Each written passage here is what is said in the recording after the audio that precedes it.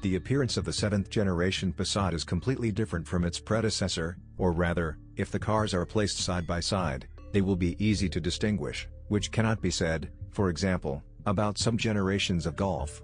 And since it happened, it means that the designers of the Volkswagen Passat B7 did their job perfectly. After all, in fact, under this new wrapper lies the technical stuffing of the 6th, previous generation.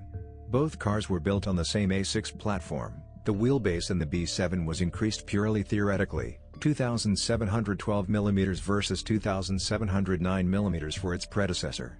But no one complained about the lack of space before, so it's not necessary to say that this is a minus. But is it worth scolding the cunning engineers from Volkswagen for the fact that they somewhat disorientated VW customers, especially those who wanted to try new equipment, and not tried them before?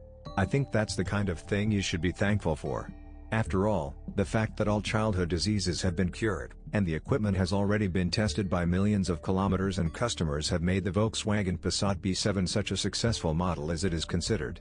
Not casually, on the secondary market, this car is very much appreciated and expensive. Traditionally for Volkswagen and Passat in particular, the body resists corrosion strongly, rust does not occur on the Passat B7. The Passat B7 was produced between 2010 and 2014. There were fewer engine options, leaving only the most modern engines, all turbocharged, both gasoline and diesel. Gasoline's 1.4 TSI, 1.8 TSI and 2.0 TSI and a 2-liter diesel. In Ukraine, the most popular 1.8 TSI and 2.0 TDI. Among the gearboxes, a wet 6-speed DSG, which is considered popularly more reliable, and a whimsical 7-speed gearbox with a pair of dry clutches, as well as a 6-speed mechanic.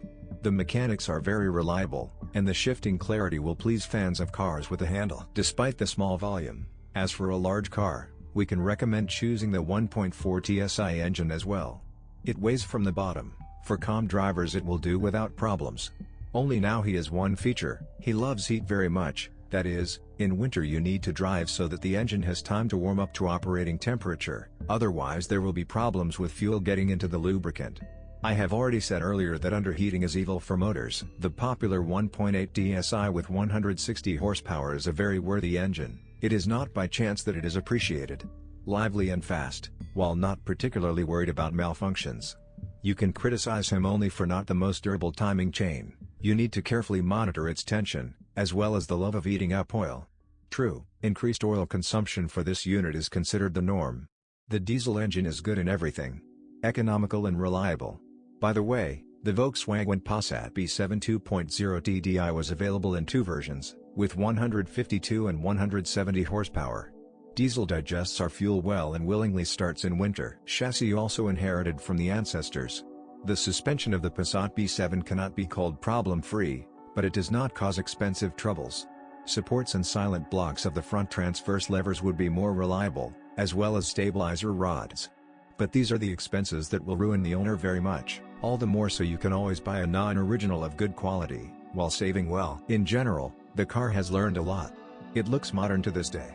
It is technically well tailored and, if you choose an instance with a diesel engine, you can forget about problems for a long time, and be glad that buying spare parts for the Passat B7 is not so expensive. Definitely recommended to buy.